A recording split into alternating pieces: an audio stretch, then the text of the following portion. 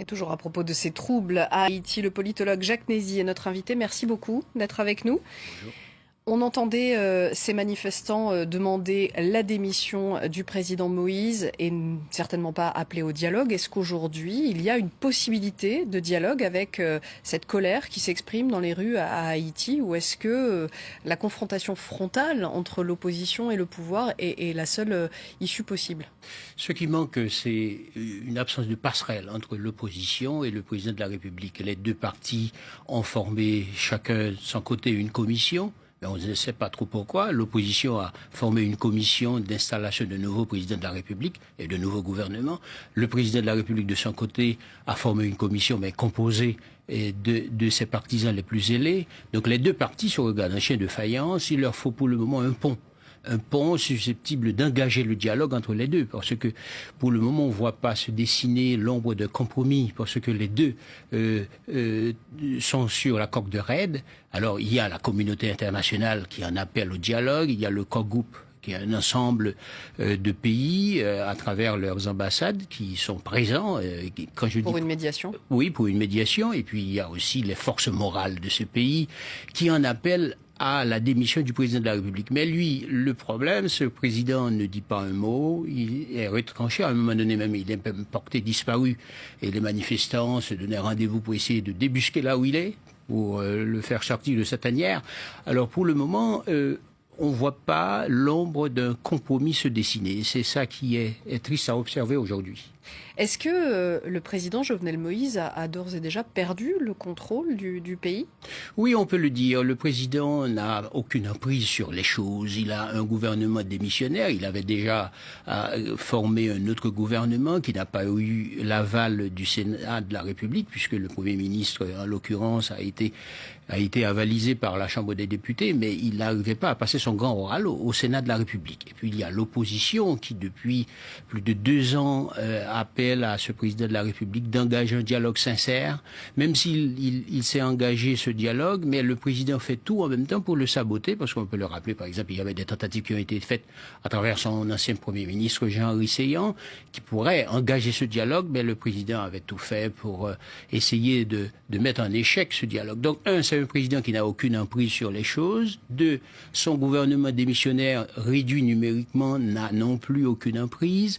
Et puis, on a l'impression que ce pays est coupé, la capitale est coupée des villes de province, parce que les villes de province, depuis, on entre dans la 5e semaine. Les villes de province sont en contestation permanente depuis 5 semaines. Il y a même une situation humanitaire déplorable qui se développe en Haïti, où il y a des hôpitaux qui n'ont pas accès à l'énergie, qui n'ont pas accès non plus aux médicaments. Il y a même une situation humanitaire qui se développe, mais on a envie de dire sans doute dans l'indifférence de cette communauté internationale, quoique présente, mais en même temps absente. Qu'est-ce qui explique que Jovenel Moïse se maintienne pour l'instant au pouvoir? Sa démission, c'est une question de quoi? De jours?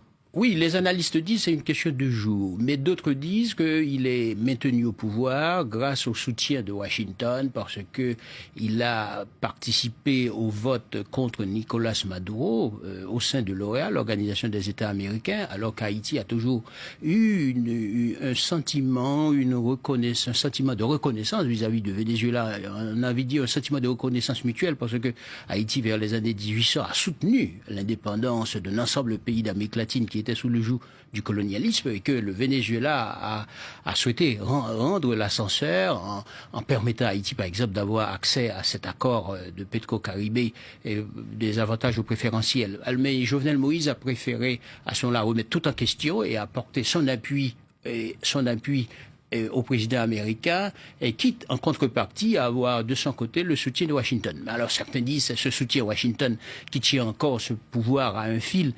Mais pour le moment, on ne sait pas trop à quoi, qu'est-ce qui explique le maintien de ce pouvoir. Est-ce que c'est l'opposition qui n'engage pas ce dialogue, ou bien il lui faut sans doute une porte de sortie par le haut?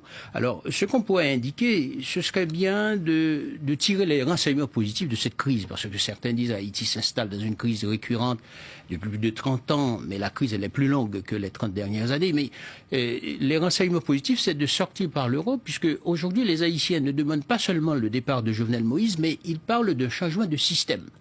il est vrai, on ne sait pas trop qu'est-ce qu'ils entendent par changement de système, mais c'est dire que, pour le moment, par hypothèse, on peut considérer qu'ils demandent un changement d'un nouvel État, donc une redéfinition, une réinvention de l'État, c'est-à-dire un État qui se montre soucieux des revendications des citoyens, un État qui annoncera la rupture avec des pratiques mafieuses, parce qu'on a une économie criminelle qui se développe, ou la corruption, puisque j'étais ici même il y a quelques mois parlant des manifestations contre l'impunité de ceux qui ont dilapidé les fonds de Petro-Caribé. Et puis, il y a en même temps, on a envie de dire qu'il serait intéressant à ce moment-là que Haïti sorte par le haut de cette crise en élaborant par exemple des politiques publiques sur les 25 dernières années, également pour un compromis entre les diverses forces politiques. Merci beaucoup Jacques Nézy pour votre éclairage sur France 24.